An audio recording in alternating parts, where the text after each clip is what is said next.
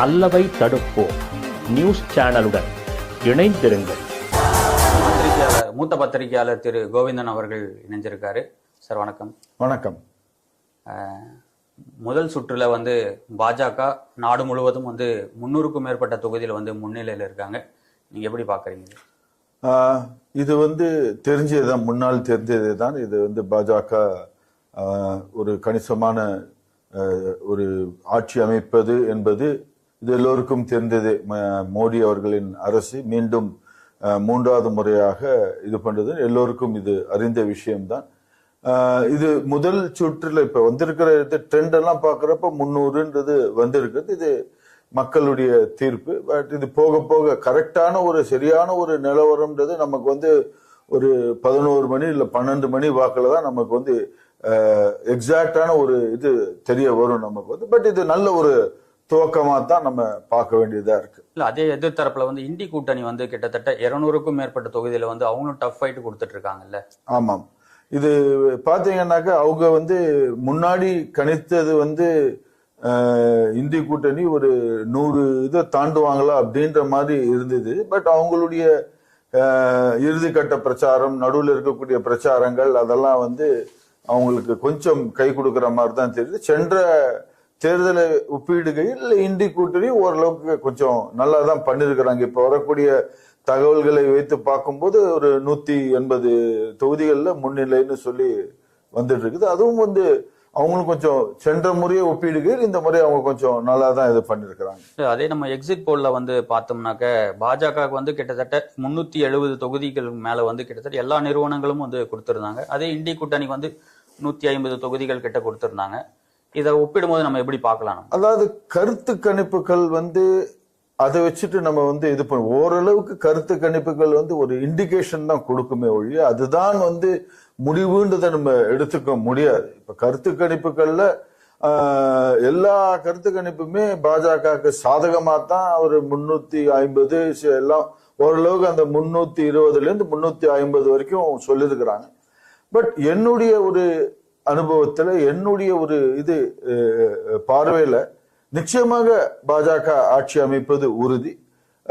அது அவங்க 300 அந்த சென்ற முறை 303 இருந்தாங்க. சோ இந்த முறையும் அந்த 300 கிட்ட வருவாங்கன்னு தான் தெரியுது. பட் பாஜக எதிர்பார்க்கின்ற அந்த 400 சீட்டுன்றது கொஞ்சம் கடினமானதுதான்.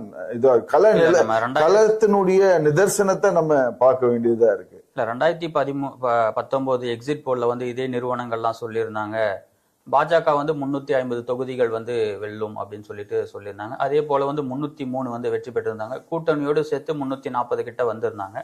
இந்த எலெக்ஷன்ல நம்ம 400 பாஜக இலக்கு வச்சிருக்காங்க. அது எட்டும்ன்றத நம்ம எதிர்பார்க்கலாம். 400ன்றது கொஞ்சம் இது மிகைப்படுத்தி பாக்குறதா தான் நான் பாக்குறேன். இதை நிச்சயமாக எல்லா நிறுவனம் போன முறையோட இந்த வாட்டி எக்ஸிட் போல்ல அதிக தொகுதிகள் கூடுதலா ஆரம்பத்துல அப்படி இருந்துச்சு. முதல் கட்ட இதுல முதல் கட்ட தேர்தல் ராகுல் காந்தி அவர் இருக்கிறாரு, அதுக்கப்புறம் ஆம் ஆத்மி கேஜ்ரிவால் அவர் இருக்கிறாரு, அதுக்கப்புறம் பாத்தீங்கன்னா மம்தா பானர்ஜி இருக்கிறாங்க. பல்வேறு கூட்டணி கட்சி தலைவர்கள் அவங்க எல்லாம் முன்னிலைப்பட்டு தான் தேர்தல் பிரச்சாரம், தேர்தல் வியூகம் இதெல்லாம் இது பண்ணிச்சு. ஆனா பாஜக மோடி என்கின்ற அந்த ஒரு தனிநபர் அவருடைய பிரச்சாரத்தை முன்னிலைப்படுத்தி தான் அவர் என்ன பேசுறாரோ அதை பேஸ் பண்ணி தான் எல்லாமே இதுவாயிட்டு இருந்துச்சு. அந்த மோடியினுடைய பிரச்சாரத்துல ஒரு சில இது பாத்தீங்கன்னா கொஞ்சம் ஏற்றுக்கொள்ள முடியாதபடிக்கு, அதாவது அவர் ஒரு மதத்தை பத்தி குறிப்பிட்டு அது ஒரு தவறான புரிதலா கூட இருக்கலாம். மக்கள் அவர் சொன்னது வேற, இதுவா வேற தவறான புரிதலா கூட இருக்கலாம். பட் அந்த இது ஒரு அவர் பேச அந்த 2ஆம் கட்ட தேர்தலுக்கு பிறகு திரு மோடி அவர்கள் அவருடைய அந்த பிரச்சாரத்திலே இஸ்லாமியர்கள் குறித்தும் அடுத்த வரக்கூடிய இதுல பாத்தீங்கன்னா தமிழர்கள் குறித்தும் தமிழ்நாட்டை குறித்தும் அவர் பேசியது கொஞ்சம் பின்னடைவையும் கொஞ்சம் ஒரு பாதிப்பையும் மோடி அவர்கள் அவருடைய பிரச்சாரத்துல எங்கேயும் இஸ்லாமியர்களோட பேரை மென்ஷன் பண்ணி எங்கேயும் சொல்லல. இல்ல அவரு எதிர்கட்சிகள் தான் அவங்க பரப்புரையா மேற்கொண்டாங்க. இல்ல அவரு சொல்லியிருக்கிறது இந்த சலுகைகள்லாம் காங்கிரஸ் ஆட்சிக்கு வந்தார்கள், சலுகைகள்லாம் பிரித்து இஸ்லாமியர்களுக்கு தான் கொடுப்பாங்க அப்படின்ற மாதிரி ஒரு இதை சொல்லியிருக்கிறார். அவர் சொன்னக்கூடிய உள்நோக்கம் வேற ஒன்றாக இருக்கலாம். அதை அதை வேறு விதமாக புரிந்து கொண்டு எதிர்க்கட்சிகள் அவர்களுக்கு சாதகமாக அதை பயன்படுத்தி கொண்டு அதையும் தீவிரமா பாஜக வந்து மக்கள் மத்தியில கொண்டு போய் சேர்த்தாங்கல்ல. பிரதமர் மோடி அவர்கள் இஸ்லாமியர்களை பத்தி பேசல. அந்த இது வந்து இன்னும் கொஞ்சம் தீவிரமா மக்கள் மத்தியில கொண்டு போய் பேசினது இன்னும் அவ்வளவு தூரம் சென்று அடையல. அது வந்து சோ அந்த இது இன்னும் கொஞ்சம் சரியா நன்றாக சிறப்பாக செய்திருக்கலாம். ஆனால் எவ்வளவுதான் மோடி பண்ணுவார், எவ்வளவு இடத்துக்கு தான் அவரே போவார். அவர் எல்லா இடத்துக்கும் காஷ்மீர்ல இருந்து கன்னியாகுமரி வரைக்கும் அவர் போய் அவருடைய இதுக்கு மற்ற தலைவர்கள்லாம் அந்த இதெல்லாம் வந்து கொஞ்சம் எடுத்துட்டு போய் பண்ணிருக்கணும். அது கொஞ்சம் அவங்க வந்து இது பண்ணிட்டாங்களோன்னு தான் நான் பாக்குறேன். பட் என்னதான் இருந்தாலும் இந்த 300 இதுன்றது கண்டிப்பா அந்த இலக்கு வந்து கண்டிப்பா இந்த வர எட்டும் தான் என்னுடைய பார்வையில நான் பாக்குறேன். ஆனா 400ன்றது வந்து மிகைப்படுத்துற மாதிரி தான் இருக்காது. மாநில வாரியா பார்த்தோம்னா நம்ம தமிழகத்துல திமுக கூட்டணி வந்து முன்னிலை வகிக்கும் அப்படின்னு சொல்லியிருக்காங்க. முதல் சுற்றுல நம்ம பார்த்தோம்னா திமுக தான் வந்து அதே போல முன்னிலை வகிக்குது. இது இப்ப முதல் சுற்று இந்த இதை பாத்தீங்கன்னா தபால் ஓட்டு தான் வந்திருக்கு. தபால் ஓட்டை வைத்துக்கொண்டு நம்ம முடிவுக்கு வர முடியாது. ரெண்டாவது மீண்டும் சொன்ன மாதிரி ஒரு 11 மணி இல்ல ஒரு 12 மணி வாகல தான் நமக்கு ஒரு கிளியர் பிக்சர் வரும். இப்ப கூட நான் எக்ஸ் வலைதளத்துல வரக்கூடிய செய்திகள்லாம் பாத்தீங்கன்னா அதிமுக கூட்டணிக்கு பல்வேறு இடங்கள்ல இப்ப தேமுதிகவினுடைய விஜயகாந்த் மகன் விஜய் பிரபாகரன் விருதுநகர்ல தொடர்ந்து முன்னிலை வகித்துக் கொண்டிருக்கிறார். இது வந்து இவிஎம் தபால் வாக்குகள் இவிஎம் இதுல வந்துட்டு இருக்கிறாரு. அதே போல கள்ளக்குறிச்சியில முன்னிலை வகுத்துட்டு இருக்காரு. அந்த இதெல்லாம் பாக்குறப்ப கொஞ்சம் கொஞ்சமா இப்பதான் முன்னிலை பொசிஷன் எல்லாம் வந்துட்டு இருக்குது இவிஎம்ல வரக்கூடியது. அதே போன்று தபால் வாக்கை வைத்துக்கொண்டு நம்ம எதுவும் இது பண்ண முடியாது. இப்ப தபால் வாக்குன்றது யார் போடுறாங்க? அரசு ஊழியர்கள். அரசு ஊழியர்கள் இந்த அரசு கிட்ட இன்னும் 2 வருஷம் அவங்க பணி செய்துதான் ஆகணும். அது ஒரு பயத்தின் வெளிப்பாடாக. ஏன்னா நாளைக்கு இது இந்த எலெக்ஷன் இன்னோடு முடிஞ்சு போடும். இந்த எலெக்ஷன் இது ரிசல்ட் எல்லாம் முடிஞ்சு போடும். அதுக்கப்புறம் திருப்பி அவங்க வந்து இதே அரசின் கீழே தான், இதே மந்திரி கீழே தான், இதே இவங்க தான் அவங்க வந்து வேலை செய்யணும். சோ அவங்க இது தெரிஞ்சதுதான். அரசு ஊழியர்கள் என்றைக்குமே ஆளுங்கட்சிக்கு சாதகமாக அவங்களுடைய நிலைப்பாடு இருக்கும்ன்றது இது தெரிந்த விஷயங்கள் தான். அதனால அரசு இந்த தபால் ஊழியர் அந்த வாக்குகளை வைத்து நாம் எதையும் கணிக்க முடியாது. இந்த தேர்தல்ல அதிமுக வந்து கூட்டணி அமைப்பதில் வந்து ஒரு சுணக்கம் காட்டிருச்சோ, நீங்க எப்படி பாக்குறீங்க? அது அதிமுக ஆரம்பத்திலேயே அவங்க முடிவு இந்த தேர்தல் அறிவிப்பு வரத்துக்கு ஒரு 3-4 மாதங்களுக்கு முன்னாடி அவங்களுடைய நிலைப்பாடு அவங்க தெளிவா சொல்லிட்டாங்க. இந்த பாஜக கூட்டணியிலிருந்து நாங்க இருக்க போறது இல்லைன்னு தெளிவா அவரு எடப்பாடி பழனிசாமி அவர்கள் அவருடைய நிலைப்பாட்டை சொல்லிட்டாங்க. ஸோ அவங்க வந்து கூட்டணி எதிர்பார்த்தாங்க. பாமக அவங்களிடையே வரும் என்று எதிர்பார்த்தார்கள். ஜி.கே. வாசன் வருவார்கள் என்று எதிர்பார்த்தார்கள். பிஜேபி தனித்து விடப்படும் என்று எதிர்பார்த்தார்கள். ஆனால் அது பல்வேறு அதாவது அந்த இதுல அவங்க கூட்டணியில எதிர்பார்த்த ஒரே ஒரு கட்சி தான் இவங்களோட வந்திருக்கிறாங்க. மிச்சமெல்லாம் பிஜேபி கூட சேர்ந்து இருக்கிறாங்க. சோ இந்த கூட்டணி இதுல வந்து பாத்தீங்கன்னாக்க இது 2 கட்சிக்குமே பின்னடைவு தான். பாஜகவுக்கும் பின்னடைவு தான், அதிமுகவுக்கும் பின்னடைவு தான். இந்த கூட்டணி இவங்க இருவரும் ஒன்றாக பயணிக்க வேண்டும் என்பதுதான் அனைத்து தரப்பு மக்களும். எடப்பாடி அவர்கள் கூட்டணி விட்டு வெளியே போகும்போது சொன்னாரு, சிறுபான்மையினர் வாக்கு வந்து எங்களுக்கு பாதிக்கப்படுது என்ற ஒரு வாதத்தை வந்து அது நிச்சயமாக பாதிப்புகத்தான் ஏற்படுத்து. அவருடைய எடப்பாடியார் அவர் வந்து சிறுபான்மை வாக்கை மட்டும் நம்பிட்டே வந்து இருந்திருந்தாங்க. அப்படின்றது கிடையாது. சிறுபான்மையர் வாக்கு வந்து என்றைக்கு இருந்தாலும் இப்ப வந்து அவங்க இன்னும் வந்து அதிமுக முழுசா நம்பி வாக்கு செலுத்தலன்னு தான் இப்ப வரக்கூடிய இது தெரியுது நமக்கு வந்து. சிறுபான்மையர் வந்து எப்பவுமே பாத்தீங்கன்னா அது பாஜக எதிர்த்து தான் வாக்கு இது பண்ணுவாங்க. இதுதான் தொண்டு தொட்டு வருகிறது. ஜெயலலிதா அவங்க இருக்கிறப்ப கூட வந்து பாத்தீங்கன்னா கூட சிறுபான்மையினர் ஒரு சில மக்கள் தான் இவங்களுக்கு போடுவாங்களே வழிய அது வந்து திமுகவுக்கு தான் போய் கொண்டிருக்கிறது சிறுபான்மையினுடைய வாக்கு. சோ அது வந்து அவர் கணக்கு சிறுபான்மையர் மைண்ட்ல வச்சுதான் அது ஓரளவுக்கு ஏற்றுக்கொண்டாலும் அவர் வந்து தொண்டர்கள் வந்து விரும்பினாங்க அப்படின்னு தான் எடப்பாடியார் சொல்லியிருக்காரு. அதிமுக தொண்டர்கள் பாஜக உடைய கூட்டணிக்கு அவங்க வந்து விருப்பம் தெரிவிக்கவில்லை. சோ தொண்டர்களுடைய அவங்களுடைய ஆணைக்கு இணங்க நாங்கள் செயல்படுகிறோம், அதுதான் எடப்பாடியார் அவர் சொல்லியிருக்கிறார். அது பிரகாரம் அவர் பண்ணியிருக்கிறார். இதுல வரக்கூடியது வெற்றியோ தோல்வியோ அது தொண்டர்களுக்கு அவங்களுடைய ஒரு உற்சாகத்தையும் அடுத்த கட்ட இதிலையும் கொண்டு போறதுக்கு அது அவங்களுடையதான் தான் நம்ம பார்த்து இது பண்ணிட்டு இருக்கோம். இதுல பாத்தீங்கன்னாக்க திமுகல வந்து கூட்டணி பலம் அதுதான் அவங்களுடைய ஒரே இது பலம் தான் அவங்களுக்கு வந்து கை கொடுக்குது. இந்த கூட்டணி வந்து 2026க்கு தொடரும் பட்சத்துல அது திமுகவுக்கு சாதகமா தான் அமையும். சட்டசபை தேர்தல் வேறு, நாடாளுமன்ற தேர்தல் வேறு. நம்ம ரெண்டையும் ஒப்பிடுகையில் we have to compare apples to apples, not with apples to oranges. So சட்டசபை தேர்தலில் ஒப்பிடுகையில் அது டோட்டலா டிஃப்ரெண்ட். அது இந்த நம்முடைய தமிழகத்தை ஆள வேண்டும் என்று மக்கள் இது பண்ணுவார். ஆனா இதே வந்து நாடாளுமன்றம் வந்து அது வேற. ரிசல்ட் அந்த தேர்தலில் வந்து பிரதிபலிக்கும் இல்ல இந்த ரிசல்ட்டுக்கு அது பிரதிபலிக்கிறதுக்கு உண்டான வாய்ப்புகள் அப்படி பார்க்க போனீங்கன்னாக்கா சென்ற இதுல வந்து ஆளுங்கட்சியா இது பண்ணிட்டு இருந்தாங்க. அப்ப பல்வேறு உதாரணங்கள் எடுத்துக்கொள்ளலாம். அதாவது கடந்த நாடாளுமன்ற தேர்தல்கள், அந்த நாடாளுமன்ற தேர்தலும் திமுக தான் திமுக தான். அதுக்கு முந்தைய நாடாளுமன்ற தேர்தல் எடுங்க, அப்ப வந்து இதுவா இருந்துச்சு. அதெல்லாம் பாக்குறப்ப நமக்கு வந்து அதை பேஸ் பண்ணி இதை வந்து அஃபெக்ட் ஆகும் அப்படின்றத நம்ம எடுத்துக்கிறதுக்கு முடியாது. ஓரளவுக்கு இதனுடைய தாக்கம் இருக்கும். ஏன்னா நமக்கு வந்து அடுத்த 2 ஆண்டுகள் இருக்கின்றது இப்ப. ஸோ இதனுடைய வந்து ஒரு இது நம்ம ஒரு தாக்கம் இருக்கும். ஆனா நிச்சயமாக சட்டசபை தேர்தல் வேறு, நாடாளுமன்ற தேர்தல் வேறு. நேற்று காங்கிரஸ் தலைவர் மல்லிகார்ஜுன கார்கே வந்து ஒரு கடிதம் எழுதியிருந்தார். என்னன்னாக்க, அரசு அதிகாரிகள்லாம் பயப்படாம வந்து வேலை செய்யுங்க, தேர்தல் வாக்கு எண்ணிக்கையின் போது நேர்மையா நடந்துக்கோங்க, என்ன ஆனாலும் நாங்க பாத்துக்கிறோம் அப்படின்ற ஒரு கடிதம் எழுதியிருந்தாரு. எதனால இந்த கடிதம்? பாஜக வந்து அதிகாரிகளை வந்து அச்சுறுத்தல் பண்றதுக்கான சமிக்கையா அவர் வந்து சொல்லியிருக்காரு. அதாவது இது வந்து பாத்தீங்கன்னா, தேர்தல் ஆணையம் இந்த தேர்தல் ஆரம்பிச்சதுல இருந்து அவங்க வெளியிடக்கூடிய தகவல்கள் வந்து முதல்ல ஒரு தகவல் போடுறாங்க தேர்தல் முடிந்த உடனே, அடுத்து ஒரு சில நாட்கள்ல அந்த தகவல்கள்ல அந்த புள்ளி விவரங்களை மாத்துறாங்க, அதுக்கப்புறம் இன்னொரு வாட்டி மாத்துறாங்க. பல்வேறு இதுல வந்து இதெல்லாம் வந்து மாறி மாறி இது பண்றதுனால ஒரு மக்களிடையும் சரி, எதிர்கட்சிகளிடையும் சரி, இது போல தேர்தல் ஆணையம் ஏன் இப்படி, இதுக்கு முன்னாடி இது போல நடந்தது கிடையாது. இதுக்கு முன்னாடி தேர்தல் ஆணையம் அந்த தேர்தல் முடிந்த அன்றைய தினத்திலே இரவு ஒரு 10 மணிக்கு இதுதான் ஃபைனல்னு சொல்லுவோம், அதோட அப்படியே இதுவா இருக்கும். இது போல ஒரு குழப்பங்கள் இருந்ததில்லை. இதுதான் முதல் முறையாக தேர்தல் ஆணையத்தில் இது போல பல்வேறு குழப்பங்கள் தமிழகத்திலும் பிற மாநிலங்களிலும் இதா என்ன காரணமா இருக்கும் நீங்க நினைக்கிறீங்க? இது என்ன காரணமா இருக்கும்னா, இது வந்து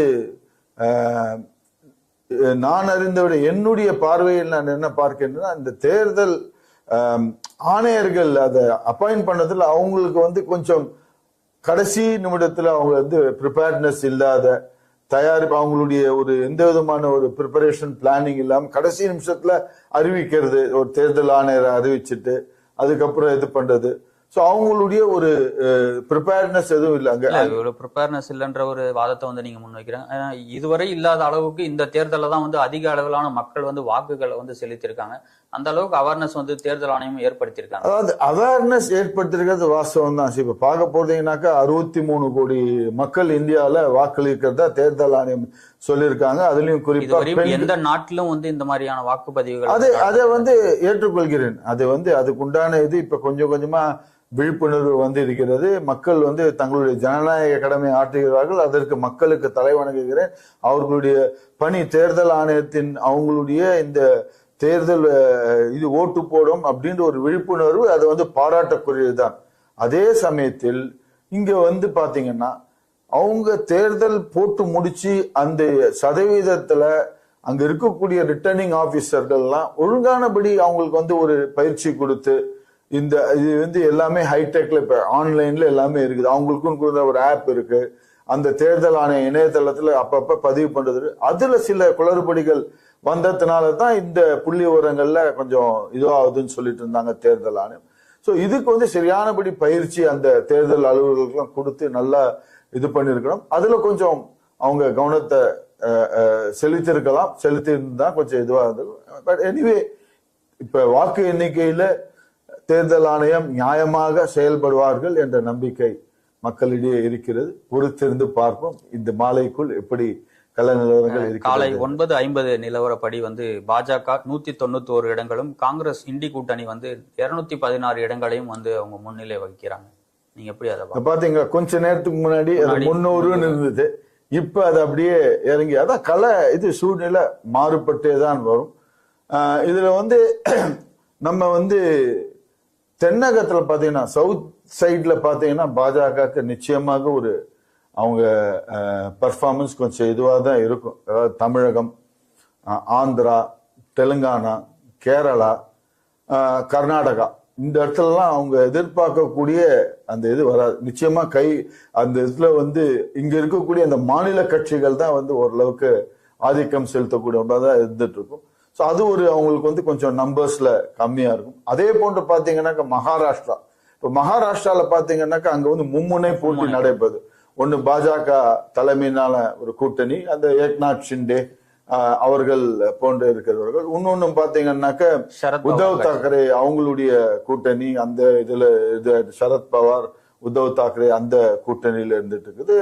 அது அங்க மும்முனை கூட்டணியில இருக்கு. இதுல பாத்தீங்கன்னா மகாராஷ்டிரால வந்து பாத்தீங்கன்னா சரத்பவார் கட்சியில இருந்து வந்த அஜித் பவார் அவங்களும் வந்து இப்ப பாஜக கூட தான் இருக்காங்க. அவங்க பாஜக எல்லாம் அது வந்து காரணம், பல்வேறு காரணங்கள், அரசியல் காரணங்கள், அது மக்களே புரிஞ்சுப்பாங்க என்ன காரணங்கள்ன்றது. அந்த ஒரு காரணங்கள்லாம் இவங்க வந்து அவங்களை பாதுகாத்து கொள்வதற்கோசரம் அவங்க வந்து பாஜகல வந்து தஞ்சம் புகுந்துகிறார்கள். சோ அதனால அங்க பாத்தீங்கன்னா மகாராஷ்டிரா இதுல முன்ன சென்ற தேர்தலில் பாத்தீங்கன்னா எல்லாம் ஒன்னா இருந்தாங்க. கன்சாலிடேஷன் ஆஃப் ஓட்ஸ் நல்லா இருந்தது. இப்ப பாத்தீங்கன்னா இந்த மும்முனை போட்டி இருக்கிறப்ப அந்த ஓட்டு வந்து பிரியும். சோ பிரியறப்ப யாருக்கு அந்த ஆன்டி இன்கம்பன்சி ஓட்டு அது யாருக்கு போகும் அப்படின்றதுன்னா, முன்ன பாத்தீங்கன்னாக்க எதிர்கட்சிக்கு தான் போயிட்டு இருந்துச்சு இந்த ஆன்டி இன்கம்பன்சி ஓட்ஸ். இப்ப பாத்தீங்கன்னா அந்த ஆன்டி இன்கம்பன்சி ஓட்ஸ்ன்றது 3ஆ பிரியுது. சோ அப்படி இருக்கிறப்ப பாஜகவினுடைய ஓட்டு சதவீதம் கொஞ்சம் கம்மியாகிறதுக்கு வாய்ப்பு இருக்கு. அதனால சீட்ஸுங்களும் உங்களுக்கு கம்மியாகிறதுக்கு உண்டான வாய்ப்புகள் இருக்கு. கடந்த தேர்தலில் வந்து சிவசேனாவும் பாஜகவும் கூட்டணி அமைச்சுதான் வந்து அங்க நாடாளுமன்ற தேர்தலை வந்து சந்திச்சாங்க. இந்த தேர்தலில் 2 பேரும் தனித்தனியா இருக்காங்க. எப்படி அமையும் அந்த மாநிலத்துல களம்? அங்க வருகின்ற இந்த எக்ஸிட் போல் அதை வைத்து பார்க்கிறப்ப பாஜக நன்றாக அங்க வந்து கணிசமான சீட்டுகளை பெறுவார்கள் என்று தான் எக்ஸிட் போல் கூறுகிறது. ஆனால் இப்ப சற்று முன் நீங்க சொல்லியிருக்கிற அந்த தகவலை வைத்து பார்த்தால் அங்க வந்து கடும் போட்டி நிலவுவதாகத்தான் தேர்தல். அந்த நாடாளுமன்ற தொகுதியில வந்து காங்கிரஸ் வந்து ஒரே ஒரு இடத்துல மட்டும்தான் வெற்றி வாய்ப்பை வந்து பெற்றிருந்தாங்க. என்னதுங்க? காங்கிரஸ் வந்து மகாராஷ்டிரால ஒரே ஒரு இடத்துல மட்டும்தான் வந்து வெற்றி வாய்ப்பை வந்து பெற்றிருந்தாங்க சென்ற தேர்தல் 2019. இந்த தடவை கொஞ்சம் கணிசமாக அவங்க வந்து இது இப்ப இருக்கக்கூடிய கலைஞர் இப்ப வந்திருக்கிற இதை பத்தி பாத்தீங்கன்னா மகாராஷ்டிரால கொஞ்சம் முன்னிலையில இருந்துட்டு இருக்கிறாங்க. அதாவது கொஞ்சம் 50-50 அந்த இதுல இருந்துட்டு இருக்குது. போக போக தெரியும். இந்த முறை கொஞ்சம் டஃப் ஃபைட் மகாராஷ்டிரால பிஜேபிக்கு. இந்த உத்தவ் தாக்கரே அணி, அதுக்கப்புறம் காங்கிரஸ், இவங்க எல்லாம் கொஞ்சம் சரத்பவார் இவங்களோட இது கொஞ்சம் நல்ல ஒரு டஃப் ஃபைட் கொடுத்து இது பண்ணிட்டு இருப்பாங்க. அதுதான் வந்து களத்துல தெரியுது. ஸோ நிச்சயமாக சென்ற முறை அவங்க வென்ற தொகுதியை விட அதிகமாக சீட் வெல்வதற்கு காங்கிரஸுக்கு வாய்ப்புகள் இருக்கிறது. இதே நம்ம உத்தரப்பிரதேஷ் பக்கம் வந்தீங்கன்னா இருக்கிறதுலே அதிக தொகுதிகளை கொண்ட மாநிலம் அது. 80 தொகுதிகள் வந்து இருக்கு. கடந்த தேர்தலையும் வந்து பாஜக தான் அதிக தொகுதிகள் வெற்றி பெற்றிருந்தாங்க. இந்த முறை களம் வந்து காங்கிரஸ், சமாஜ்வாதி அந்த பக்கம் போயிட்டாங்க. இந்த பக்கம் மாயாவதி இருக்காங்க, இந்த பக்கம் பாஜக இருக்காங்க. களம் எப்படி இருக்குமா? இப்ப களம் இப்ப வந்திருக்கிற முன்னிலை நிலவரங்களை வைத்து பாத்தீங்கன்னா சமாஜ்வாதி ஏறத்தாழ ஒரு 17 சீட்ல முன்னிலை இருக்கிற மாதிரி தான் இப்ப வந்திருக்கிற தகவல்கள் சற்று முன் நான் எக்ஸ் தளத்துல பாக்குறப்ப தெரிஞ்சுக்கிட்டேன். அதே போல பாஜகவும் ஓரளவுக்கு இதுவா ஈக்குவலா போயிட்டு இருக்குது. இந்த தடவை கொஞ்சம் சமாஜ்வாடி, ஏன்னா உத்தரப்பிரதேஷ்ல 2 முறை யோகி ஆதித்யநாத் அவர்கள் ஆட்சி இதுவாயிட்டு இருக்கிறாரு. சோ டபுள் சர்க்கார் அங்க வந்து டபுள் இன்ஜின் சர்க்கார்ன்ற அந்த இதுல வந்து மக்கள் அதை பார்த்திருக்கிறாங்க. டபுள் இன்ஜின் சர்க்கார். சோ இந்த முறை வந்து இந்த இதுல வந்து கொஞ்சம் அதாவது மக்களும் வந்து கொஞ்சம் வாரணாசிலேயே அவர் பின்தங்கி, மோடி அவர்கள் பின்தங்கி இருக்கிறாருன்னு எக்ஸ் வலைதளங்கள்ல போட்டிருக்காங்க. அதனுடைய நம்பகத்தன்மை எப்படின்னு தெரியல. இப்ப வந்திருக்கிற தகவல் அவர் வந்து இல்ல ராமர் கோவில் இந்த ஃபேக்டர்லாம் வந்து அவங்களுக்கு பாஜக வந்து கூடுதல் தொகுதிகளை தான் வந்து அங்க பெற்றுத்தரும் அப்படின்ற கள நிலவரங்கள்லாம் சொல்றாங்க. இல்ல கூடுதல் தொகுதிகளை பெற்றுத்தரும். இந்த முறை வந்து சமாஜ்வாடி கொஞ்சம் நல்லா பண்ணிருக்கிறாங்க. களத்துல இறங்கி அவர் அகிலேஷ் யாதவ் கொஞ்சம் நிறைய வேலைகள்லாம் களத்துல இருந்து பண்ணி இது பண்ணிருக்கிறாங்க. சோ இந்த முறை போட்டின்னு பாத்தீங்கன்னாக்க அகிலேஷ் யாதவுக்கும் பிஜேபிக்கும், அதாவது யோகி ஆதித்யநாத்தா அகிலேஷ் யாதவா யார் அப்படின்ற மாதிரி தான் இதுவாகுது. எப்படி இருந்தாலும் யோகி ஆதித்யநாத் அவருக்கு ஒரு அப்பர் ஹேண்டு தான் இருக்குது. ஏன்னா அவர் பண்ணக்கூடிய களப்பணிகள்லாம் கொஞ்சம் இதுவா இருக்கு. அங்கேயும் பாத்தீங்கன்னா கொஞ்சம் இந்த அதிகமா இருக்கக்கூடிய இந்த ஜாதி அந்த இதுகள்லாம் வந்து அங்க கொஞ்சம் ஆதிக்கம் செலுத்துவதாகத்தான் பார்க்கிறது. குறிப்பாக அங்க வந்து இந்த இந்த இந்துக்கள்லயே பல்வேறு ஜாதி பிரிவுகள்லாம் இருக்கு. ஒரு சில ஜாதி எல்லாம் வந்து அகிலேஷ் யாதவுக்கு அவருக்கு ஆதரவா செயல்படுறாங்க. சென்ற முறை அப்படி இல்லை. சென்ற முறை எல்லா இந்துக்கள் ஓட்டும் கன்சாலிடேட் ஆகி பிஜேபிக்கு அப்படியே அள்ளி ஒரு தங்க தாம்பாளத்துல வச்சு கொடுத்தாங்க. பட் இந்த முறை அந்த இந்துக்கள் இருக்கக்கூடிய பல்வேறு உட்பிரிவுகள் ஜாதிகள்லாம் வந்து ஒரு சில ஜாதிகள் வந்து அகிலேஷ் யாதவுக்கு ஆதரவாக செயல்படுகிறார்கள். குறிப்பாக இந்த பிராமணர்கள், அங்க இருக்கக்கூடிய பிராமணர்கள் மீது அதிகமான தாக்குதல்கள் நடந்து கொண்டு இருக்கிறது. யோகி ஆதித்யநாத் ஆட்சிக்கு வந்ததுக்கு அப்புறம் தான் வந்து அங்க குற்ற சம்பவங்கள் வந்து குறைஞ்சிருக்கிறதா வந்து சொல்றாங்க. இல்ல, அது வந்து வெளிச்சத்துக்கு வந்து வரல. இப்ப கடந்த ஒரு ஆண்டுகளாக பாத்தீங்கன்னா நிறைய இந்த பாலியல் வன்கொடுமைகள், அதுக்கப்புறம் இந்த ஜாதிக்கு வந்து இது பண்ணக்கூடிய அந்த ஜாதி கொடுமைகள்லாம் கொஞ்சம் ஓரளவுக்கு இப்ப இந்த ஒரு ஆண்டுகளாக அது கொஞ்சம் வெட்ட வெளிச்சத்துக்கு வந்து இருக்குது. ஸோ அந்த இதை வந்து இவரு அகிலேஷ் யாதவ் வந்து கொஞ்சம் கேபிட்டலைஸ் பண்ணிட்டார். அவர் வந்து அதை வந்து தனக்கு சாதகமாக பயன்படுத்தி கொண்டு அங்க இருக்கக்கூடிய வேட்பாளர்களும் கொஞ்சம் ஸ்ட்ராங்கா தான் இருந்துருக்கிறாங்க. ஸோ இங்க பிஜேபிலையும் அதே போல. பட் என்னதான் இருந்தாலும் சென்ற முறையை காட்டில் இந்த முறை கொஞ்சம் பிஜேபி கம்மியான அது தொகுதிகள் தான். கொஞ்சம் ஒரு சென்ற முறை நிறைய அப்படியே ஃபுல் ஃபிளெஜ்டா யூபி அப்படியே கம்ப்ளீட்டா அந்த 63 தொகுதிகள்ல வந்திருந்தாங்க. இந்த முறை 63ன்றது கொஞ்சம் கடினமாகத்தான் நான் பார்க்கிறேன். அடுத்து டெல்லி 2014 மக்களவை தேர்தலையும் 2019 மக்களவை தேர்தலையும் 7 தொகுதிகளில் வந்து 2 முறையும் பாஜக தான் வந்து கைப்பற்றியிருந்தாங்க. இந்த முறையும் வந்து மாநில முதலமைச்சர் அரவிந்த் கெஜ்ரிவால் அவர்கள் மீது வந்து ஊழல் அலிகேஷன் வந்து வச்சிருந்தாங்க. இந்த தேர்தலில் வந்து டெல்லியை தான் வந்து எல்லாருமே உற்று பார்த்துட்டு இருக்காங்க. இப்ப டெல்லியை வந்து அகில உலகமே வந்து டெல்லியை வந்து உற்று கவனித்து கொண்டிருக்கிறார்கள். எப்படி அவங்களுடைய இந்த தேர்தல் முடிவு எப்படி இருக்கும், என்டையர் வேர்ல்டு அதை பார்த்துட்டு இருக்கிறாங்க. அதுக்கோசரம் தான் வந்து உலகத்தில் இருக்கக்கூடிய பல்வேறு நாட்டு மீடியாக்கள்லாம் அரவிந்த் கெஜ்ரிவாலுக்கு ஆதரவா இருந்து குரல் கொடுத்து எல்லாம் பண்ணதுனால அவருக்கு உச்ச நீதிமன்றமும் இந்த தேர்தல் காலத்துல அவருக்கு ஒரு பிணையத்துல வெளியே வந்து பரப்புரைக்கு பண்ணணும்னு இது பண்ணி தான் அவர் திருப்பி போயிருக்கிறாரு. ஸோ இது வந்து ஒரு தாக்கத்தை ஏற்படுத்துமா? நிச்சயமா ஏற்படுத்தும். 7க்கு 7 பாஜக ஸ்வீப் பண்றதுக்கான வாய்ப்புகள்.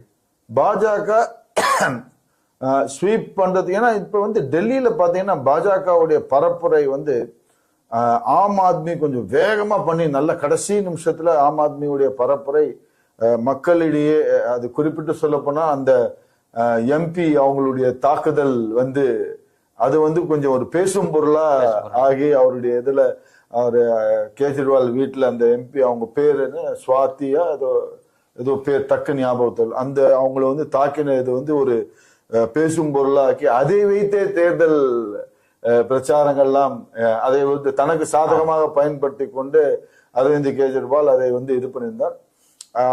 பிரச்சார இதுகளின் அடிப்படையில் பார்த்தீர்கள் என்றால் கொஞ்சம் கெஜ்ரிவாலுக்கு மக்களிடையே அவர் வெளில வந்து தனக்கு இது பண்ணும், அதாவது அவர் வந்து இந்தியாவை காப்பாற்றணும், நீங்க எல்லாம் இது பண்ணலன்னா அவர் வந்து ஒரு சிம்பத்தி, ஒரு அனுதாப அலையை இந்த வெளியே வந்து அவருக்கு பண்ணிருக்கிறார்.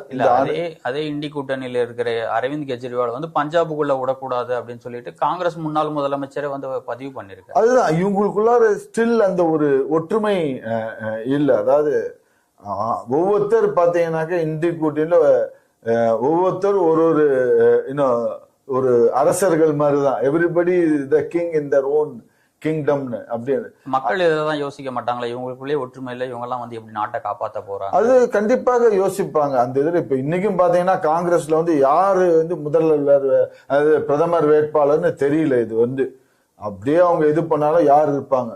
அதுதான் இந்த வாட்ஸ்அப் வலைதளங்கள்ல வரத பார்த்தா இதுவா இருக்கு. ஏதோ ஒரு வலைதளம் ஒரு சின்ன பையன் பனியனை கட்டுறான், அதுக்கப்புறம் அந்த இன்னொரு பையன் இன்னொரு பனியனை கேட்டுறான், அதுக்கப்புறம் இன்னொரு பையன், இப்படியே ஒரு 10 பசங்களுக்குள்ளார பனியனை கேட்டு, அது போல ஒவ்வொருத்தர் ஒரு 6 மாதங்கள் பிரதமர் அப்படின்ற மாதிரி அவங்களுக்குள்ளார ஒரு ஒப்பந்தம் போட்டு அது பண்ணனா நம்மளுடைய இதுக்கு வந்து கொஞ்சம் நிரந்தரமான ஒரு ஸ்திரமற்ற ஒரு அரசு தான் வரத்துக்கு வாய்ப்பு. இதை மக்கள் யோசிப்பாங்க.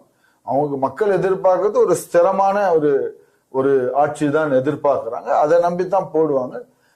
இது டெல்லியை பொறுத்த வரைக்கும் ஒரு இழுபறியாகத்தான் நான் பார்க்கிறேன். என்னுடைய பார்வையில டெல்லியில வந்து ஒரு க்ளோஸ் காலா தான் இருக்கும். இது வந்து யாரு என்னன்றது ஒரு கணிக்க முடியாத ஒரு சூழல் தான் டெல்லியை பொறுத்த வரைக்கும். இது வந்து உற்று கவனிக்க வேண்டிய இது யார் இருந்தாலும் ஒரு க்ளோஸ் கால், ஒரு க்ளோஸ் பினிஷ்ல தான் அவங்களுடைய ஒரு வெற்றி இருக்கும் தான் நான் பாக்குறேன்.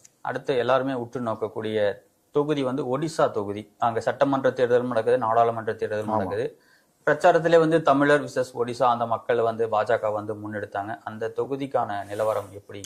அந்த தொகுதியில இப்ப வந்து பாத்தீங்கன்னாக்கா வரக்கூடிய கருத்து கணிப்புகள் வந்து சட்டமன்ற இதுல வந்து நவீன் பட்நாயக்கு தான், அவருக்கு சாதகமா தான் கருத்து கணிப்புகள் வந்து இருக்கிறது.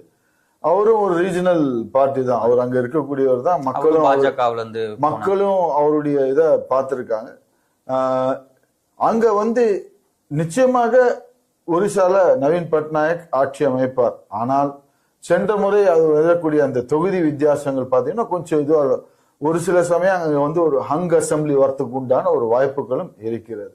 ஸோ அங்க ஹங் அசம்பிளி வந்திருந்ததுன்னா அவங்க வந்து யாரோடைய ஒரு சப்போர்ட்டையாவது நாடுவதற்கு வாய்ப்புகள் இருக்கு. பட் ஹங் அசம்பிளின்றது லாஸ்ட் இதுவாக தான். ஆனா இன்னும் அங்க வந்து வரக்கூடிய செய்தியை பார்க்கறப்ப நவீன் பட்நாயக் அவங்களுடைய கட்சி தான் சட்டசபை இதுவரைக்கும் முன்னிலையில இருந்துட்டு இருக்காங்க.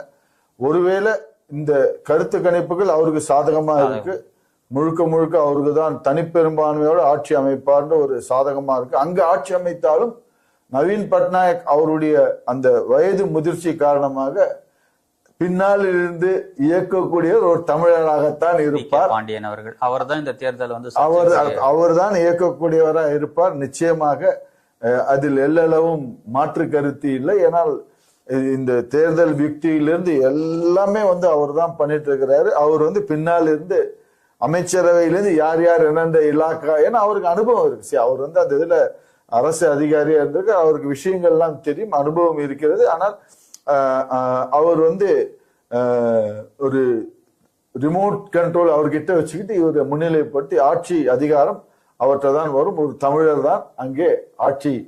அதான் பாஜக வந்து பிரச்சாரமா மேற்கொண்டாங்க. ஏன் அதுல என்ன தவறு? என்னை பொறுத்த வரைக்கும் அதுல தமிழர், இப்ப நம்ம தமிழருக்கு ஒரு பெருமை தானே, அதுல தவறு ஒண்ணும் கிடையாது. என்ன இதே இதுல இப்ப பாத்தீங்கன்னாக்க பாஜகவும் அது போல பல்வேறு உதாரணங்கள் எடுத்து கூறலாம். இப்ப பாத்தீங்கன்னா மகாராஷ்டிராவை எடுத்துங்களேன், ஏக்நாத் ஷிண்டே அவர் வந்து வெறும் முதல்வர் தான். ஆனா ரிமோட் யார்கிட்ட இருக்குது? பட்னாவிஸ் அவர்கிட்ட தானே இருக்குது. அது இதெல்லாம் வந்து அரசியல்ல நம்ம வந்து இது பண்ணிக்கணும். பட் எம்பி நாடாளுமன்ற தொகுதிகளில் அங்க வந்து ஒரு டஃப் ஃபைட் கண்டிப்பாக பாஜகவுக்கு இருக்கிறது. அது ஒரு எட்ஜ் பாஜக கண்டிப்பா வரும். அங்க வந்து பாஜக கொஞ்சம் எட்ஜ் வரும் அந்த இடத்துல வந்து. இதுதான் நான் பார்க்கின்ற பார்வையா பார்க்கிறேன். அடுத்து தமிழகத்துல கோவை தொகுதி வந்து எல்லாரும் உற்று நோக்கக்கூடிய தொகுதியா இருக்கு. முதல் சுற்று வாக்கு எண்ணிக்கையில வந்து கணபதி ராஜ்குமார் அவர்கள் வந்து முன்னிலை வகிக்கிறாரு. அடுத்த கட்டத்துல அண்ணாமலை, அடுத்து பாஜக வேட்பாளர் சிங்கை ராமச்சந்திரன் அவர்கள் இருக்கு. கோவையை பொறுத்த வரைக்கும் இப்ப எண்ணக்கூடியதெல்லாம் பாத்தீங்கன்னா சிட்டியில இருக்கக்கூடிய அந்த இதுலதான் இன்னும் போக போக தெரியும். பல்வேறு சுற்றுக்கள் இருக்கிறது. சென்ற முறை நாம் பார்க்கின்ற பொழுது ஒப்பீடுகையில், அதாவது சட்டமன்ற தேர்தல் ஒப்பீடுகையில கடைசி சுற்றுலாம் வந்து அதிமுக கூட்டணியில வகித்த பிஜேபி மேடம் வானதி அவங்க கடைசி வந்த 4 சுற்றுல தட்டி தூக்கினாங்க. அதுவும் பாத்தீங்கன்னாக்க சூலூர் தொகுதி, அந்த இருக்கக்கூடிய சிங்காநல்லூர் தொகுதி, அங்க இருக்கக்கூடிய அந்த வாக்குகள் தான் கடைசியில வரும். நிச்சயமாக கோவை வந்து உற்று நோக்கப்படுகிறது, அனைவராலும் உற்று நோக்கப்படுகிறது. அண்ணாமலை என்ற அந்த பிரபலமான ஃபேக்டர் வந்து உள்ள இருக்காங்கல்ல, இருக்கிறது. அங்க வந்து இப்ப அங்கேயும் மும்முனை போட்டி தான் பாக்குறோம். நம்ம மும்முனை போட்டியை பாக்குறோம். மும்முனை போட்டி பாக்குறப்ப இதுல வந்து இந்த கருத்து கணிப்பு முடிவுகள் வெவ்வேறு தரப்பு வெவ்வேறு விதமா கொடுத்திருக்கிறாங்க. ஒரு சிலவர் அண்ணாமலைக்கு சாதகமா கொடுக்குறாங்க, ஒரு சிலர் அதிமுக சாதகமா கொடுக்குறாங்க, ஒரு சிலர் திமுக சாதகம். இப்ப 3 கட்சிகளுக்குமே அங்க வந்து சாதகமா கருத்து கணிக்கல் வந்திருக்கிறது. ஆனா நிச்சயமாக மும்முனை போட்டி அங்கு இருக்கிறது. யார் வெற்றி பெற்றாலும் அந்த வெற்றியினுடைய மார்ஜின் வந்து கம்மியா தான் இருக்கும். அது மிகப்பெரிய வித்தியாசங்கள்லாம் இருக்காது. இது வந்து கடைசி அந்த வரக்கூடிய அந்த 5-6 சுற்றுகள்ல தான் இது வந்து நம்ம சொல்ல முடியும். இப்ப இனிஷியல் வரக்கூடிய இது இப்ப தபால் ஓட்டுகள் தான் நீங்க சொல்லியிருக்கீங்க. இன்னும் அங்க வரக்கூடிய முதல் அந்த வாக்கு இயந்திரத்திலிருந்து வரக்கூடிய அந்த வாக்குகள் நடந்துட்டு இருக்குது. இது அடுத்து வரக்கூடிய இறுதி சுற்றுக்கள் தான் நான் சொல்லியிருந்தேனே, ஒரு 1 மணி போல நமக்கு எல்லாம் ஒரு கிளியர் பிக்சர் கிடைக்க ஆரம்பிக்கும். நமக்கு அடுத்து தேனி தொகுதி டிடிவி தினகரன், அடுத்து அங்க திமுக சார்பா வந்து தங்க தமிழ்ச்செல்வன் அவர்கள் நிக்கிறாங்க. 2 பேருக்குள்ளும் தான் வந்து அவங்க போட்டியானது நிலவுகிறதுன்னு சொல்லிட்டு சொல்றாங்க. நீங்க எப்படி அந்த தொகுதியை பார்க்க? தேனி தொகுதியில பொறுத்த வரைக்கும் அங்க வந்து போட்டின்னு பாத்தீங்கன்னா 2 பேருக்கு தான், டிடிவி தினகரனுக்கும் திமுகவும் தான். அதிமுக அங்க வந்து 3ஆம் இடத்திற்கு தான். இதுதான் கல நிதர்சனம், இதை நம்ம வந்து ஏற்றுக்கொள்ள வேண்டும். சோ அப்படி பாக்குறப்ப எங்கேயும் தேனிலையும் வரக்கூடிய இப்ப இது பாத்தீங்கன்னாக்க டிடிவி தினகரன் அவர்களுடைய அந்த ஃபார்முலா தேனியில ஒர்க் ஆகவில்லை. அது என்ன ஃபார்முலான்னு மக்களுடைய தாமரை டிவி நேயர்கள் அவர்களுடைய இது என்ன ஃபார்முலா அவங்களுடைய புரிதலுக்கே விட்டுற அந்த ஃபார்முலா அவர் நினைச்சார். அவருடைய வெற்றி ஃபார்முலா அது தேனிலையும் இதுவாகும்னு எதிர்பார்த்து தான் அவர் வந்து இது பண்ணார். அவர் எதிர்பார்த்த பிரகாரம் அந்த ஃபார்முலா அவருக்கு கை கொடுக்கலன்ற மாதிரிதான் களத்திலிருந்து வரக்கூடிய தகவல்கள் நான் அறிந்தவரை. இங்க வந்து இப்பதான் ஆரம்பிச்சிருக்குது திமுக முன்னிலைன்னு அப்படின்னு சொல்லி வந்திருக்குது. அந்த சமுதாய வாக்குன்னு ஒண்ணு இருக்குல்ல, அந்த சமுதாய வாக்குன்றது வந்து பாத்தீங்கன்னாக்க அது கடந்த காலங்கள்ல அவரு அந்த தொகுதிக்கு எம்பியாவும் இருந்திருக்காரு. ஆனால் அங்க இருக்கக்கூடிய மக்கள் வந்து அப்படி இருந்துச்சுன்னா ஏன் அங்க வந்து ஓபிஎஸ் நிக்கல, அவர் அதை விட்டு ஏன் ராமநாதபுரத்துக்கு போனார்? அங்க இருக்கக்கூடிய அந்த முக்குளத்தோர் சமுதாயத்தை சேர்ந்தவர்கள் கொஞ்சம் ஏன்னா அங்க திமுக இருக்கிறவரும் அதே சமுதாயத்தை சேர்ந்தவர் தான் இருக்கிறாங்க. அவங்க இருக்கக்கூடிய மண்ணின் மைந்தனா பார்க்க வராங்க அவங்க வந்து அங்க தங்க தமிழ் செல்வன. சோ இதுவும் வந்து கொஞ்சம் ஒரு டஃப் காலா தான் பார்க்க வேண்டியதா இருக்கு, உற்று கவனிக்க வேண்டியது. சோ முன்பே கூறிய மாதிரி இதுவும் வந்து யார் வெற்றி பெற்றாலும் இது வந்து நான் வந்து எப்படி இது பண்றேன்னா இது வந்து ஒரு டஃப் கால். இது வந்து எதுவுமே இதுக்கு அதாவது கேட் ஆன் த வால்னு சொல்லுவாங்க, ஒரு இழுபறி நிலைமையை தான் சுற்றுக்கு சுற்று இது மாறிக்கொண்டே வரக்கூடிய சூழல் வரும். சோ யார் வெற்றி பெற்றாலும் இங்க வந்து மார்ஜின்றது பாத்தீங்கன்னா ஒரு கம்மியான மார்ஜின் தான் வந்து இதுவாகும். அடுத்து அதே ராமநாதபுரம் தொகுதி முன்னாள் முதலமைச்சர் ஓ பன்னீர்செல்வம் அவர்களும் நிற்கிறாரு. அதே எம்பியா இருந்த நவாஸ்கனி அவர்களும் போட்டி போட்டிருக்காங்க, இருமுனை போட்டி. அதான் இங்க வந்து கொஞ்சம் இந்த இதுல பாத்தீங்கன்னாக்க ஓபிஎஸ் அவர்கள் அவருக்கு ஒரு முன்னாள் தமிழக முதல்வர், மக்கள் வந்து அவர் ரொம்ப நம்பிட்டு இருக்கார். தான் வெற்றி பெற்றால் ஒரு மந்திரி பதவி வரும் என்று ஒரு நம்பிக்கையில் போட்டியிடுகிறார். அகைன் இப்ப இங்க வரக்கூடிய இந்த கள நிலவரங்கள் திமுக சாதகமாகத்தான் இருக்கிறது. இங்க வந்து அடித்து சொல்லலாம் திமுகவை தான் வாய்ப்புகள். 3 தொகுதியிலும் திமுக தான் முன்னிலையில இருக்காங்க. சென்னையில 3 தொகுதியில நிச்சயமாக தென் சென்னை வந்து மழை வெள்ள பாதிப்பு அப்போ அவ்வளோ எதிர்ப்பலை இருந்ததா சொல்லிட்டு நம்ம ஊடகங்கள்லாம் பேசினாங்க. இருந்த போதும் திமுக தான். அதாவது ஒண்ணு சார், திமுகல வந்து பாத்தீங்கன்னா அந்த கடைசி கட்டத்துல அவங்கள்ட்ட இருக்கக்கூடிய அந்த டோக்கன் சிஸ்டம் வென்று இருக்கிறது, பணநாயகம் அதுதான் வந்து இதுவா இருக்கு. பட் என்னதான் இருந்தாலும் திமுகல இந்த கருத்து கணிப்புகள்ல அவங்க வந்து 30க்கு மேற்பட்ட எம்பிகள் போனாலும் மத்தியில ஆட்சி அமைக்க போறது என்னவோ பாஜக தான். இவங்க போய் என்ன பண்ணுவாங்க, கேன்டீன்ல போயிட்டு பஜ்ஜி போண்டா சாப்பிட்டுட்டு மறுபடியும் பழைய குருடி கதவை தடைன்ற மாதிரி இவங்க சென்ற முறை அவ்வளோ எம்பிக்கள் இருந்தாங்க. சென்ற முறை 37 எம்பி இருந்தாங்க.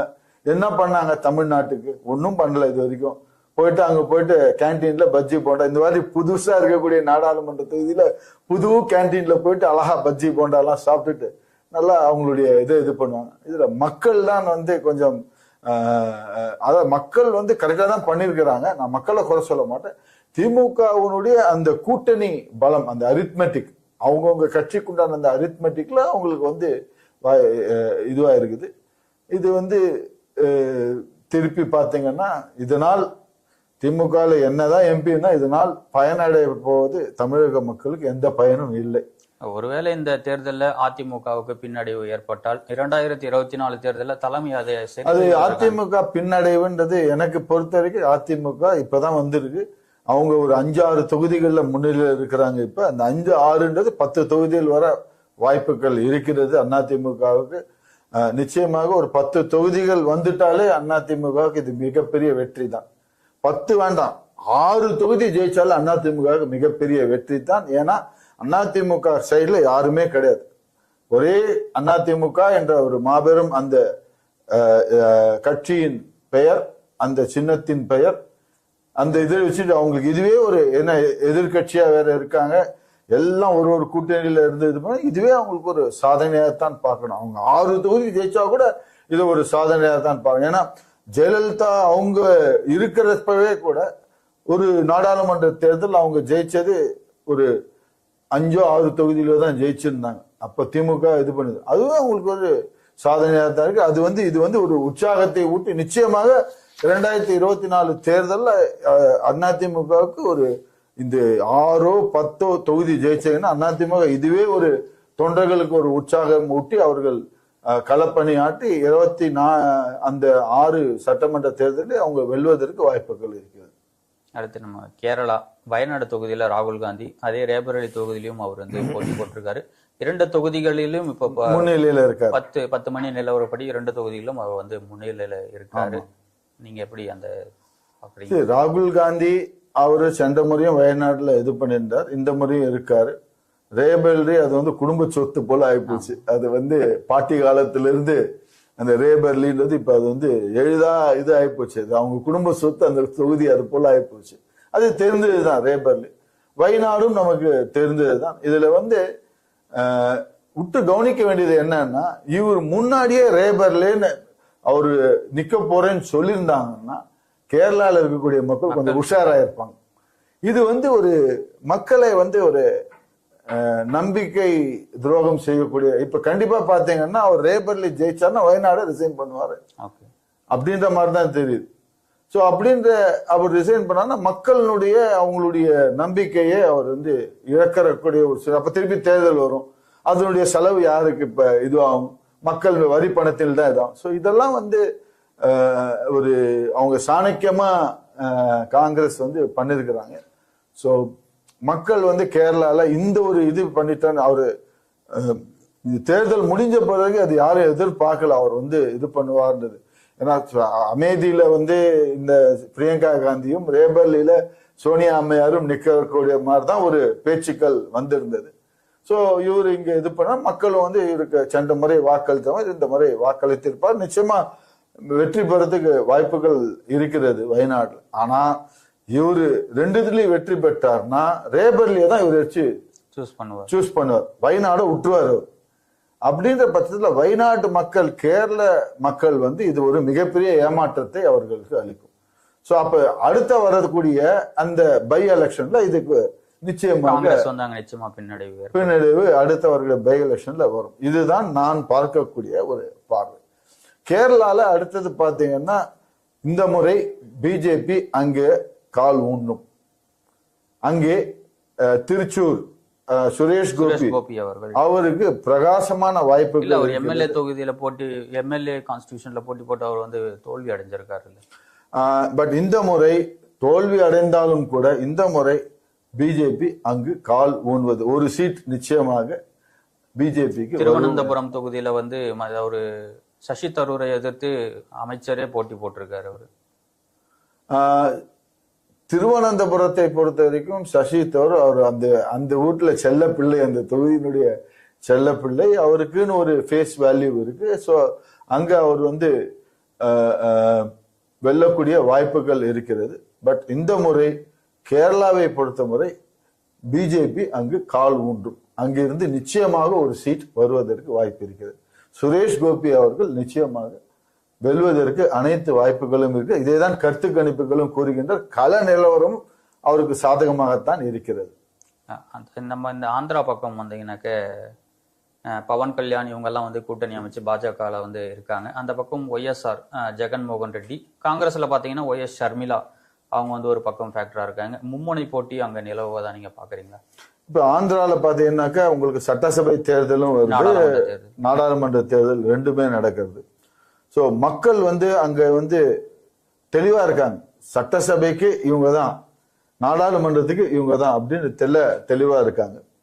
ஸோ சட்டசபையை பார்த்தீங்கன்னாக்க அங்க வந்து காங்கிரஸ், ஒய்எஸ்ஆர், அதுக்கப்புறம் தெலுங்கு தேசம், இந்த மூன்றும் மும்முனை போட்டி தான் நிலவுகிறது. இல்ல தெலுங்கு தேசத்துல தான் பிஜேபி இது பண்றாங்க. ஸோ ஆந்திர சட்டசபையில பாத்தீங்கன்னா இப்ப வரக்கூடிய முன்னிலை நிலவரங்கள்லாம் ஜெகன்மோகன் ரெட்டிக்கு அவருக்கு சாதகமாகத்தான் இருக்கிறது. அங்க ஈவன்தோ காங்கிரஸ்ல வந்து அவருடைய சகோதரி தான் இருக்கிறாங்க. அப்படி இருந்தா கூட இவருடைய பிரச்சாரங்கள் நன்றாக அவருக்கு கை குடிக்கிறது. இந்த ஆன்டி இன்கம்பன்சின்றது அவ்வளவா இல்லை. சோ இவருடைய அந்த தேர்தல் அறிக்கைகளை பல்வேறு திட்டங்களை ஜெகன்மோகன் அவர் அறிவித்திருக்கிறார். சோ அங்க அவருக்கு ஆட்சி அமைப்பதற்கு அவருக்கு பல்வேறு சாத்தியம். அதே தேர்தல் பிரச்சாரத்துல அவருடைய சகோதரி வந்து ஜெகன்மோகன் ரெட்டி மேல பல்வேறு குற்றச்சாட்டுகள்ல வச்சிருந்தாங்கல்ல. அந்த குற்றச்சாட்டு அவங்க காங்கிரஸ், அது வந்து பாத்தீங்கன்னா காங்கிரஸ் கூட இவங்க கூட்டணி வைக்கிறாங்க. இதெல்லாம் அவங்களுடைய ஒரு இதுக்கோசம் அவங்க காங்கிரஸ் கட்சியிலே இணைஞ்சிடுறாங்க. ஸோ இணைஞ்சதுனால கண்டிப்பா காங்கிரஸுக்கு ஆதரவாக தான் அவங்க பேசி ஆகணும் அப்படின்றதுல அது மக்கள் வந்து என்ன பாக்குறாங்கன்னாக்கா ஒய்எஸ்ஆருடைய வாரிசு, அரசியல் வாரிசு ஜெகன்மோகனாகத்தான் பாக்குறாங்க. அவங்களுடைய மகளை அவங்க என்னதான் அவங்க அம்மாவே வந்து மகளுக்கு தான் சப்போர்ட் பண்ணி இது பண்ணியிருந்தா கூட மக்கள் ஜெகன்மோகன் அவர்களுக்கு தான் கள நிலவரங்கள் அப்படித்தான் கூறுகின்றது. அவர்களுக்கு வெற்றி வாய்ப்பு பிரகாசமா இருக்கிறது. வரக்கூடிய இந்த முன்னிலை விவரங்களும் ஜெகன்மோகனுக்கு சாதகமாகத்தான் இருக்கிறது ஆந்திரா இதை பொறுத்தவரை. ஆனால் இங்க பார்லிமெண்ட், நாடாளுமன்றத்தை இது பாக்குறப்ப இது வந்து ஒரு க்ளோஸ் காலா தான் நான் பாக்குறேன். இது வந்து பாத்தீங்கன்னா ஸோ கணிக்க முடியாத ஒரு க்ளோஸ் கால், மும்முனை போட்டி. காங்கிரஸ் இருக்காங்க, சந்திரபாபு நாயுடு இருக்காரு. ஏன்னா சந்திரபாபு நாயுடுக்கு இது வந்து ஒரு மிகப்பெரிய ஒரு பல பரீட்சை. இது இந்த தேர்தலில் அவர் தோல்வி அடைந்தார்னா அவருடைய அரசியல் இதுவே ஸ்தம்பித்து விடும். அவர் அதோட ரிட்டையர் ஆயிட்டு இது போக வேண்டியதுதான் அவருடைய இது. ஸோ அதனால இது வந்து அவருக்கு வந்து ஒரு மிகப்பெரிய ஒரு இதுவா இருக்கும். அவருடைய மேல் இதை தோல்வி அடைந்தார்னா அவர் பேர்ல இருக்கக்கூடிய பல்வேறு ஊழல் வழக்குகள் இதெல்லாம் அவர் பேர்ல வந்து மீண்டும் அவரை தொய்வு செய்வதற்கு வாய்ப்புகள் இருக்கிறது. அதனால் இந்த நாடாளுமன்றத்துல ஆந்திராவை பொறுத்த வரைக்கும் மும்முனை போட்டி ஒரு க்ளோஸ் காலா தான் இருக்கு. பட் எட்ஜ் பாத்தீங்கன்னா பிஜேபிக்கு தான் இருந்தது. இது வரைக்கும் வரக்கூடியது கண்டிப்பாக பிஜேபி ஒரு கணிசமான, ஆந்திரால ஒரு கணிசமான நாடாளுமன்ற உறுப்பினர்கள் வெல்வதற்கு வாய்ப்பு இருக்கிறது. அடுத்து இன்னொரு முக்கியமான மாநிலம் குஜராத் மாநிலம். பாஜக தான் இப்போ தொடர்ச்சியா வந்து முன்னிலையை வந்து வகிச்சிட்டு வராங்க. 28 நாடாளுமன்ற தொகுதிகளை கொண்ட குஜராத் எப்படி இருக்கும் கள நிலவரம்? குஜராத் சொல்லவே வேண்டாம். அது வந்து ஃபுல் அண்ட் ஃபுல் பாஜகவினுடைய ஒரு தாய் வீடு. ஸோ நிச்சயமாக குஜராத்திலே அது 26 தொகுதிகளும் கண்டிப்பாக அது வந்து சொல்ல வேணாம், கேரண்டி, மோடி கேரண்டி அப்படின்ற மாதிரி குஜராத்துக்கு மோடி கேரண்டி, குஜராத் மக்கள் மோடிக்கு கேரண்டி. அது போலதான் அங்கே இருக்கக்கூடிய வாய்ப்புகள். நிச்சயமா சார், பல்வேறு தகவல்களை வந்து சொல்லியிருக்கீங்க. இறுதி கட்டமா ரிசல்ட் வந்து என்னவா இருக்க போகுதுன்றத நம்ம பொறுத்திருந்து பார்க்கலாம். இது இன்னொரு மணி என்ன இப்ப 10:20 12 மணிக்கெல்லாம் நமக்கு வந்து கள நிலவரங்கள் முழுவதும் தெரிய வந்துவிடும், யாருக்கு அதிக தொகுதிகள் என்று. நிச்சயமாக எல்லோருக்கும் இந்த தருணத்திலே எல்லா வேட்பாளரும் உங்களது இந்த சேனல் வாரியாக என்னுடைய வாழ்த்துக்களை தெரிவித்துக் கொள்கிறேன். திரு அண்ணாமலை அவர்களுக்கு இந்த செய்தி, இந்த சேனல் வாயிலாக, இந்த செய்தியின் வாயிலாக அவருக்கு பிறந்தநாள் வாழ்த்துக்களையும் தெரிவித்துக் கொள்கிறேன். நன்றி. நன்றி. தடுப்போம் இயக்கம் யூடியூப் சேனலை சப்ஸ்கிரைப் செய்துள்ளீர்கள்.